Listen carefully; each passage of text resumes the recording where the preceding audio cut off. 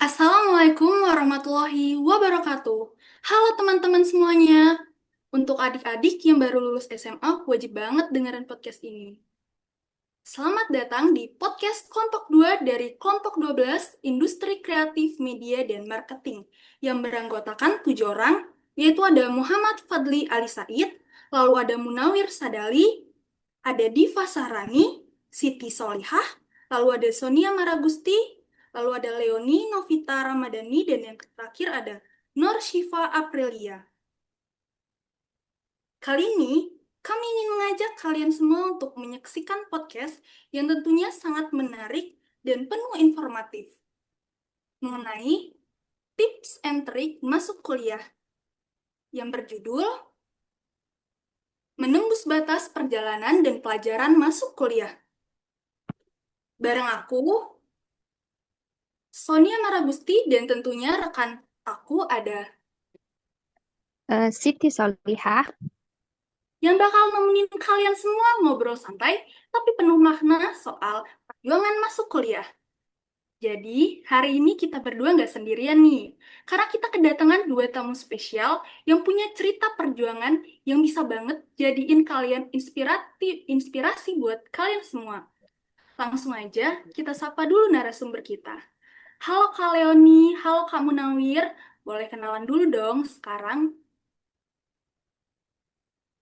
Halo Sonia dan Siti. Halo, Boleh sebutin nih dari prodi apa dan eh, universitas mana? oke, mungkin dari aku dulu ya. Eh, Halo teman-teman sobat SMA yang mungkin lagi dengerin podcast ini. Sebelumnya kenalin, aku Munawir Sadali, mahasiswa program studi manajemen dakwah di Universitas Islam Negeri Profesor K. Haji Saifuddin Zuhri, Purwokerto, Jawa Tengah. Kebetulan untuk kesempatan kali ini, aku sudah menempuh pendidikan pada tahun keempat atau tepatnya di semester 8. Kalau kamu Munawir, lanjut ke Kak Leoni, bisa diperkenalkan dirinya. Oke, halo semuanya. Sobat Pejuang Mimpi, kenalin aku Leoni Novita Ramadhani, mahasiswa program studi Sosiologi Agama dari Universitas Islam Negeri Araniri Banda Aceh. Nah, di sini mungkin kita bisa sharing-sharing ya nanti soal tips dan triknya gimana eh, cara masuk kuliah dan keseruan apa yang ada di kampus gitu ya. Oke, terima kasih Kak Sonia. Oke, halo Kak Leoni. Jadi sebelum kita masuk ke tips-tipsnya, aku pingin tahu dulu nih, eh, apa sih yang bikin kalian pingin banget masuk ke kampus impian kalian waktu itu? Mungkin boleh dijawab buat Kak Munawir dulu. Oke, terima kasih. Kenapa pengen masuk ke salah satu wishlist kampus impian gitu ya? Walaupun pada kenyataannya sekarang belum diberikan kesempatan untuk menempuh pendidikan di kampus impian dulu gitu kan. Jadi dulu semasa MAN atau Madrasah Aliyah Negeri, aku punya salah satu impian yaitu masuk salah satu universitas top 3 yang ada waktu itu yaitu adalah Universitas Gadjah Mada dengan prodi yaitu ilmu komunikasi. Pada saat itu kenapa pengen ambil itu? Karena yang pertama pasti karena Universitas Gadjah Mada memiliki nama dan juga segudang fasilitas yang memang dibuat untuk mengembangkan bagi para mahasiswanya tentunya. Dan juga ilmu komunikasi yang saya ambil untuk bisa membawa saya untuk menjadi seorang yang mungkin bisa fokus pada bidang communication gitu. Jadi dulu kenapa pengen ambil di ilmu komunikasi Universitas Gadjah Mada gitu. Namun ya walaupun untuk saat ini belum bisa dan juga belum diberikan kesempatan untuk bisa berkuliah di sana gitu.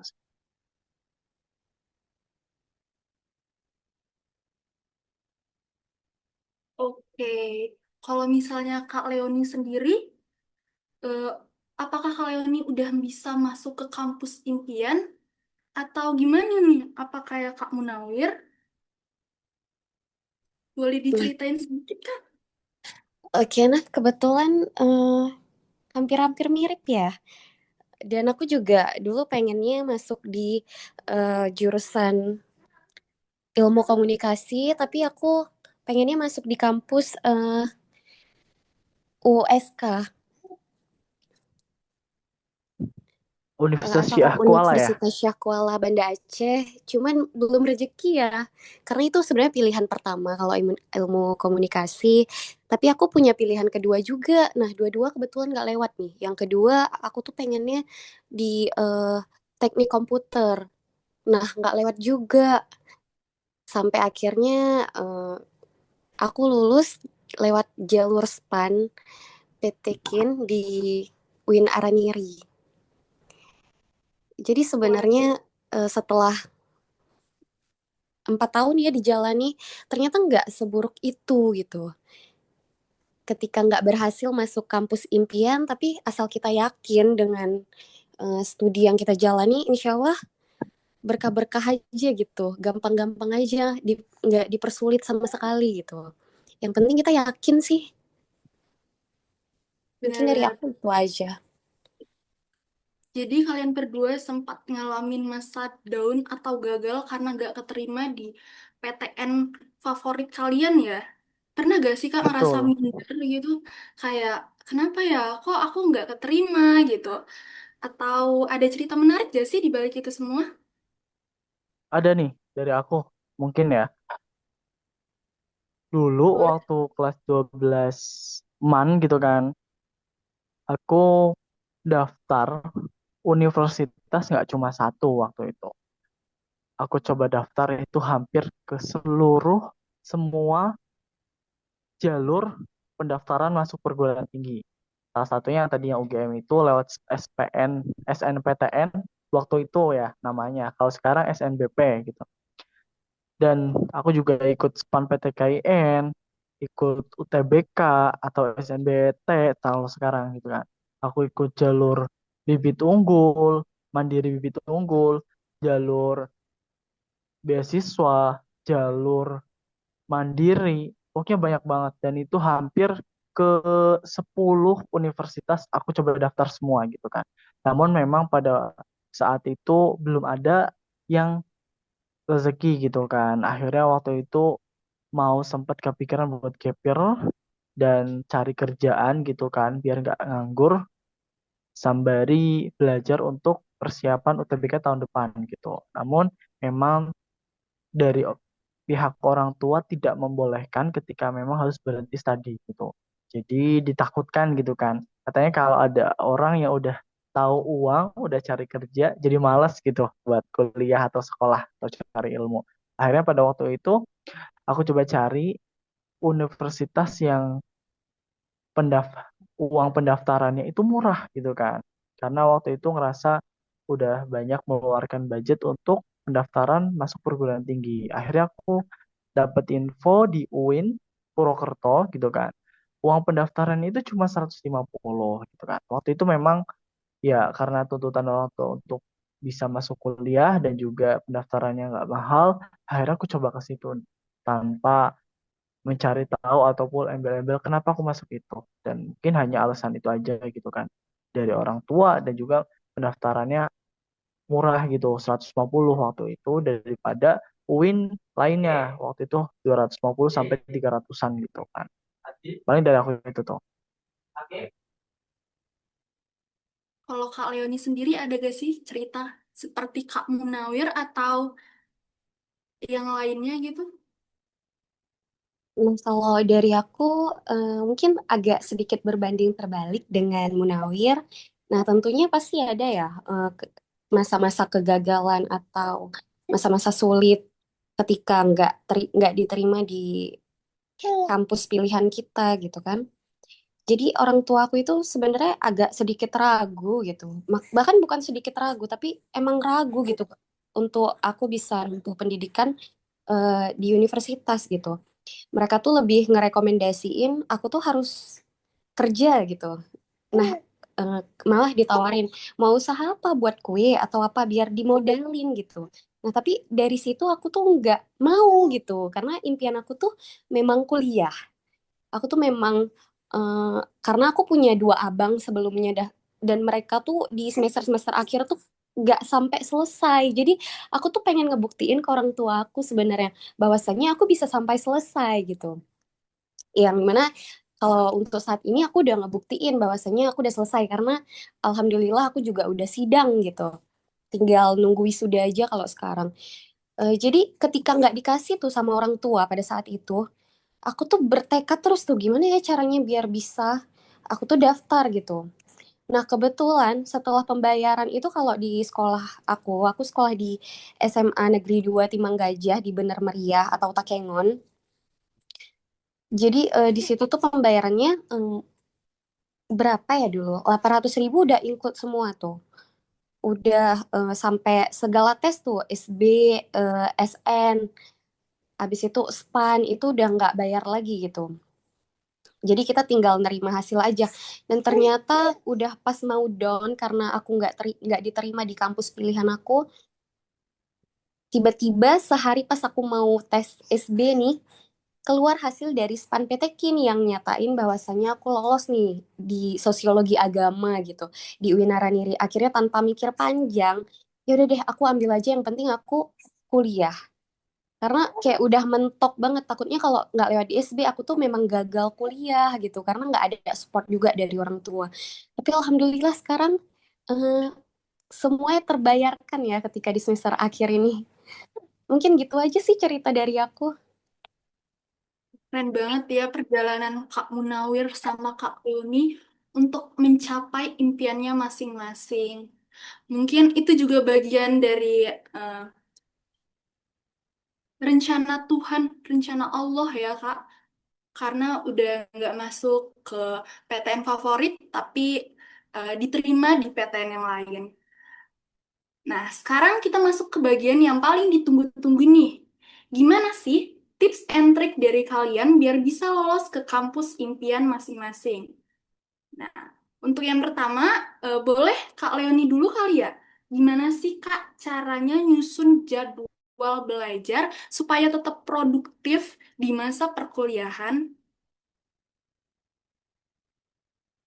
Oke, jadi kebetulan salah satu alasan kenapa aku nggak disupport kuliah nih sama orang tua, itu salah satunya adalah faktor ekonomi. Nah, yang dimana orang tua nggak yakin nih bakal bisa ngebiayain aku kuliah dan kasih aku uang jajan selama di kuliah gitu, selama merantau. Jadi aku dengan segala problematika yang ada, jadi aku mikir nih, gimana ya caranya aku nggak ngebebanin orang tuaku untuk masalah uang kuliahku.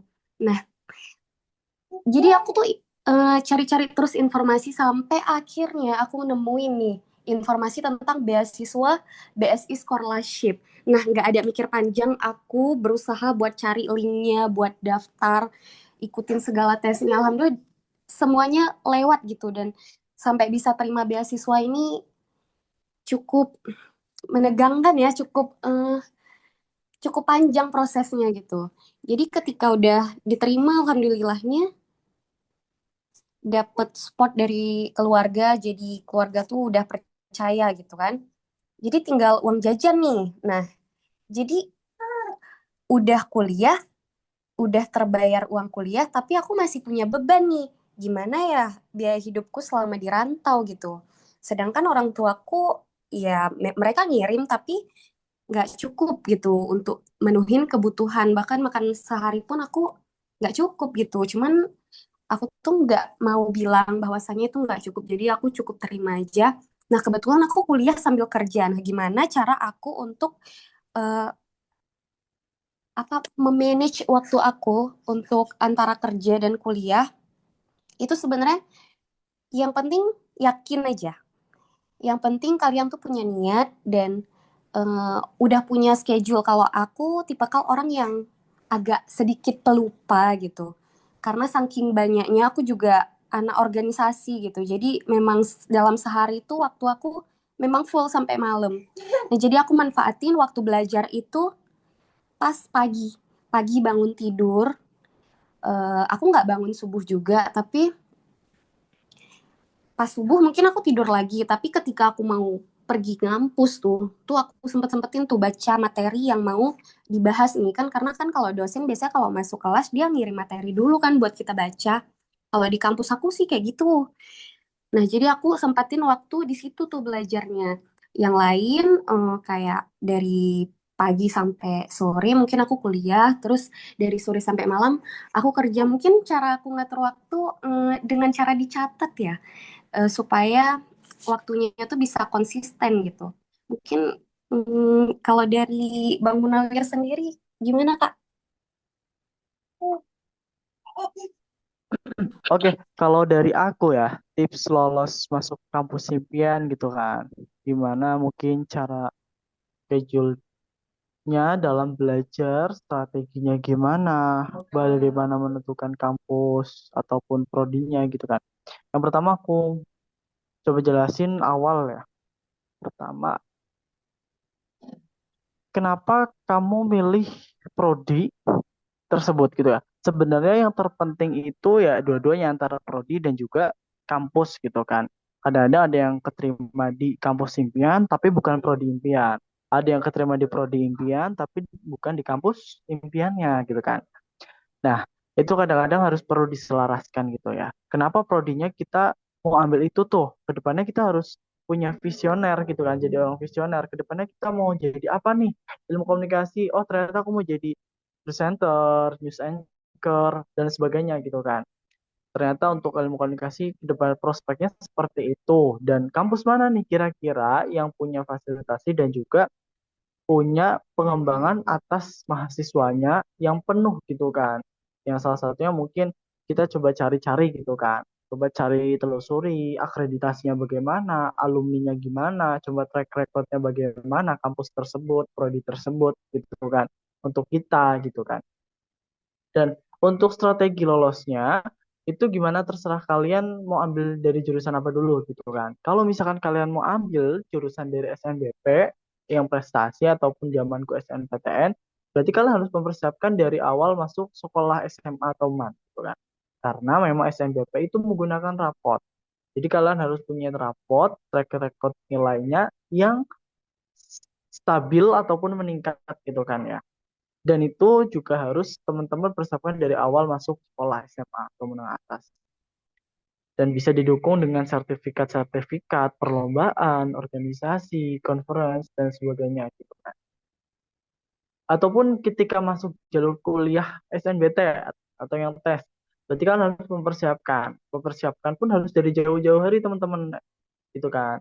Karena kalau mendekat materinya itu nggak cuma satu, bab ataupun dua bab gitu kan. Kalau kalian tahu pasti buku-buku buat SNBT itu tebel-tebel banget buat UTBK gitu kan. Nggak cukup waktu sebulan, 2 bulan, 3 bulan buat belajar aja gitu kan.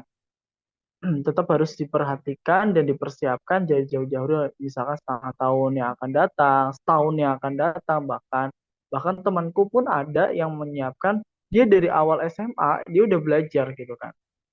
Udah belajar UTBK itu salah satu strateginya. Dan ketika memang itu harus disiapkan nih, tadi yang seperti kalau nih, mungkin ketika membuat jadwal bisa tuh pakai notes, sticky note ataupun pakai kalau aku tuh biasanya ada buku kecil gitu kan, bikin to-do list gitu kan. Bagaimana mengatur waktu, keseharian apa yang akan dilakukan.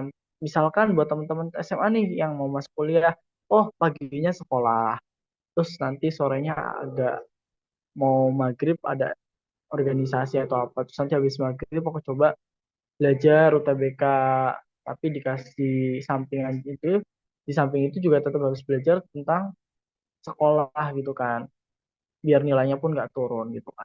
Jadi itu salah satu strateginya dalam menempuh kampus impian ataupun prodi impian gitu ya teman-teman. Tapi bukan berarti ketika memang teman-teman tidak masuk pada prodi ataupun kampus impian, mimpi-mimpi teman-teman yang sedang menempuh masa sekolah SMA itu terhenti di situ ya teman-teman. Jadi ada peluang-peluang lain yang mungkin di tempat lain gitu kan. Ketika memang kamu menjadi seorang pelajar generasi unggul seperti ibaratnya emas, ya itu akan tetap emas walaupun nanti nggak di kampus impian kalian gitu sih paling dari aku.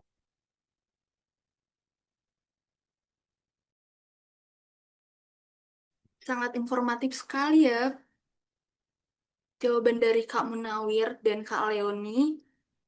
Tapi aku mau nanya dulu nih buat Kak Munawir. Tadi kan Kak Leoni udah jawab ya, metode belajar favoritnya. Kalau Kak Munawir sendiri nih, ada gak sih metode belajar favorit untuk masuk ke kampus impiannya Kak Munawir? Apakah Ada, lewat platform online atau belajar berkelompok atau gimana nih? Bisa dikasih oke, tahu? boleh boleh.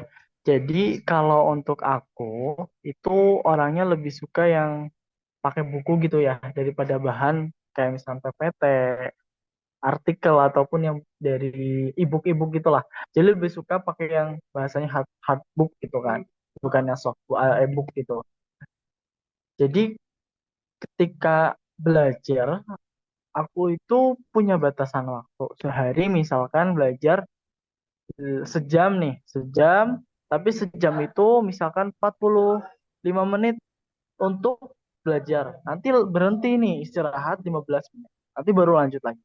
Jadi ketika memang belajar, otak itu nggak bisa untuk terus-terus dipanaskan ataupun untuk terus-terus apa ya namanya digunakan untuk berpikir, harus ada istirahatnya sebentar gitu kan. Nanti baru lanjut lagi. Ibaratnya kayak kalau naik motor, motor pun kalau lama-lama naik motor ketika perjalanan jauh itu akan panas. Jadi biar normal gitu ya motornya ataupun eh, pikiran kita, otak kita itu perlu diberikan istirahat sebentar gitu kan. Coba di dan juga ketika sehari misalkan harus konsisten. Sehari belajar sejam, 2 jam. Kita juga harus punya target. Oh, hari ini harus belajar tentang materi A, B, C gitu kan. Nanti selanjutnya D, E, F gitu. Jadi ada terus menerus gitu kan, nggak stuck di A, B, C, A, B, C, A, B, C terus gitu kan. Jadi teman-teman harus punya strategi sendiri-sendiri gitu kan. Dan untuk belajar bareng teman-teman juga bisa membantu gitu buat teman-teman SMA yang lagi mempersiapkan untuk masuk ke PTN impian gitu kan.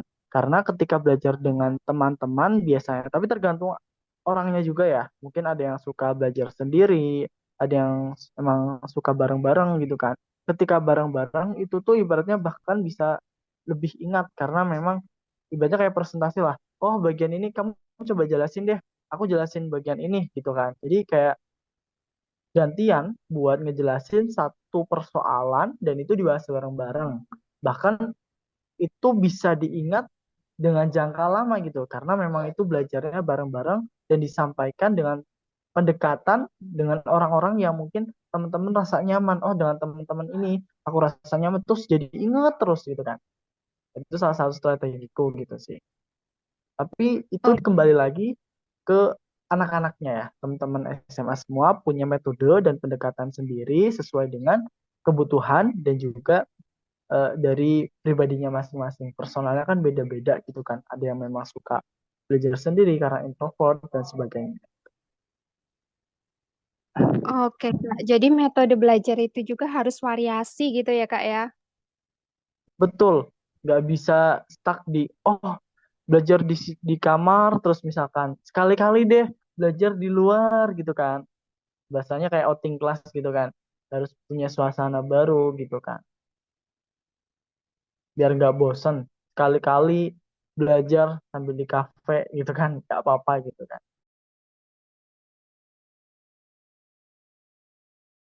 Oke, Kak. Nah, ini kan keren banget ya cerita perjuangannya untuk masuk ke kampus impian tuh.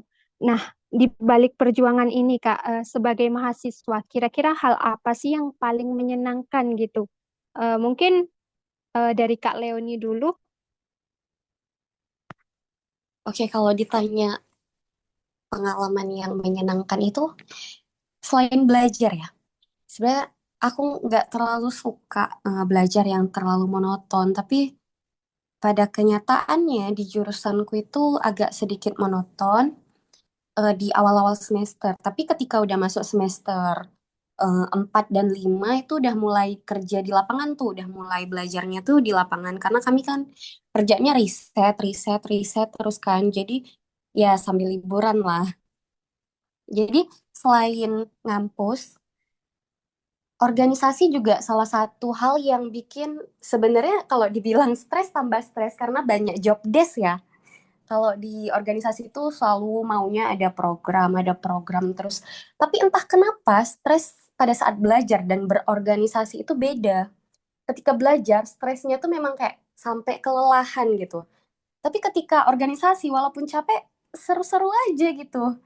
Kayak menyenangkan gitu. Kenapa? Mungkin jawabannya karena rame temen ya, dan maksudnya nggak terlampau serius juga gitu. Kita bisa bebas ngekspresiin diri kita di organisasi gitu. Kebetulan aku masuk organisasi itu dari hmm, semester 2. Semester 2 itu pas COVID. Jadi open recruitment-nya itu lewat ini via online, wawancara apa segala macam, screening tesnya kan. Itu tuh semuanya lewat online. Jadi aku masuklah himpunan program studi aku gitu. Nah, kemudian ketika aku masuk tuh kan banyak job desk. Jadi aku ngikutin lah apa yang biasa aku kerjain di SMA karena kebetulan aku di SMA juga aku ketua OSIS gitu. Jadi kayak kerjaan yang di kampus itu ya kerjaanku waktu di SMA gitu. Ketika membuat laporan apa segala macam. Ternyata sebelum habis masa jabatan di HMP gitu, himpunan mahasiswa, aku tuh langsung ditarik tuh ke yang tingkat lebih tinggi sama ketua ketua himpunannya. Nah, di situ kalau misalnya di kampus aku tuh namanya DEMA, Dewan Eksekutif Mahasiswa. Nah, jadi aku fakultasnya Usuluddin dan Filsafat gitu. Aku ditarik ke sana karena mereka lihat hasil buat laporanku itu bagus gitu. Jadi mereka narik aku jadi bendahara umum malah. Aku pikir bakal ditarik jadi sekretaris atau jadi bidang kesekretariatan, tapi langsung ditarik jadi bendahara umum gitu. Nah, di situ aku ngerasain tuh, wah ternyata ternyata belajar sambil organisasi itu capek tapi seru gitu. Kita tuh nggak stres dan monoton sama mata kuliah gitu. Kita bisa kita bisa saling sharing gitu pengalaman kita, menambah relasi ya. Kalau misalnya bahasa yang sering kita dengar masuk organisasi itu untuk mencari relasi. Tapi selain relasi itu tuh sebenarnya untuk nyari mood sih. Kalau menurut aku sih gitu. Jadi selain kuliah, selain ngampus, cobalah masuk organisasi. Jadi Oke. itu aja mungkin Sonia. Siti. Ya. Oh, berarti termasuk ke mahasiswa sibuk juga gitu ya, Kak ya. Jadi selain kuliah, ada kegiatan juga organisasi gitu ya. Iya, iya Eh, benar. mungkin, Karena ya Kak. iya benar. Karena sebenarnya bukan bukan sibuk. Ini nyari kesibukan aja biar full hari, biar Mm-mm. hilang stres aja mungkin ya. Karena kalau misalnya udah nyampe kos pasti merenung tuh, merenung, merenung. Oke. Termasuk Nah, nggak mungkin sih lanjut banyak nih. mahasiswa? Iya,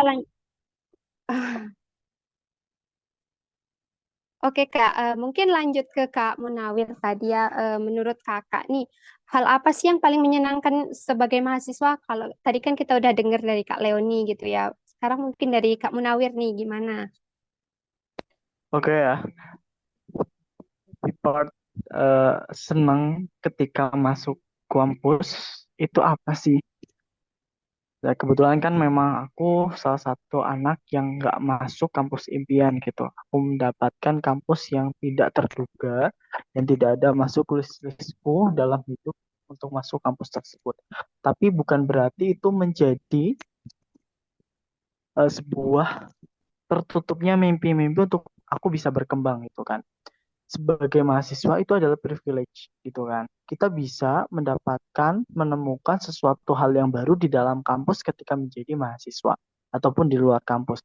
Karena memang status mahasiswa sangat privilege sekali gitu kan. Pertama, apa yang paling menyenangkan? Semuanya sih bagiku gitu kan ya. pasti. Ya walaupun ada pahit-pahitnya, aku ceritakan senangnya aja gitu ya.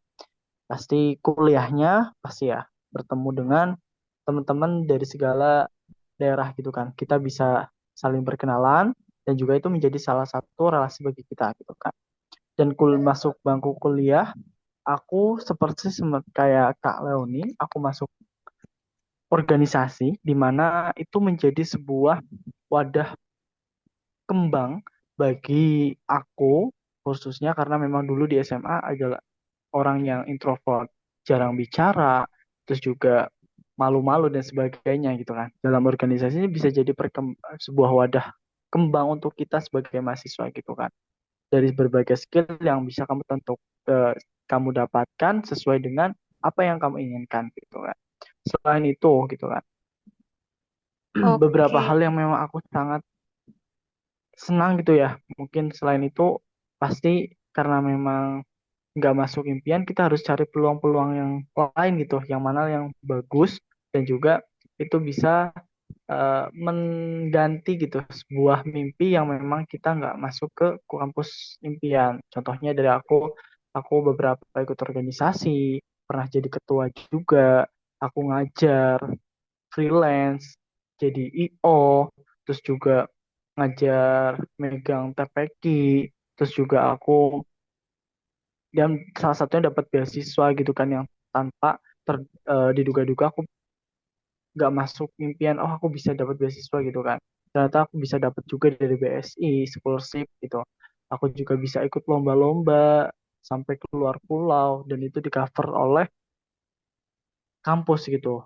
jadi punya beberapa achievement yang mungkin bisa dicatat ketika memang jadi CV misalkan gitu itu beberapa dan mungkin juga kayak KKN oh kebetulan kemarin KKN ku KKN nasional jadi bertemu dengan beberapa teman-teman dari berbagai daerah dari luar pulau gitu itu beberapa mungkin bagian yang menjadi hal menyenangkan tapi lain itu mungkin masih banyak tapi itu menjadi beberapa poin yang eh, apa ya bahasanya yang benar-benar masih teringat gitulah sampai sekarang ini. Oke. Wah, keren banget ya Kak materinya kita hari ini. Oh ya, buat kamu yang lagi dengerin ini, semoga podcast ini bermanfaat dan bisa jadi penguat di hari-hari yang penuh tekanan ke depannya ya. Eh, Makasih juga buat narasumber kita kali ini karena udah sharing-sharing pengalaman yang tentunya pesan-pesannya bisa kita salurkan kepada teman-teman kita yang sedang berjuang.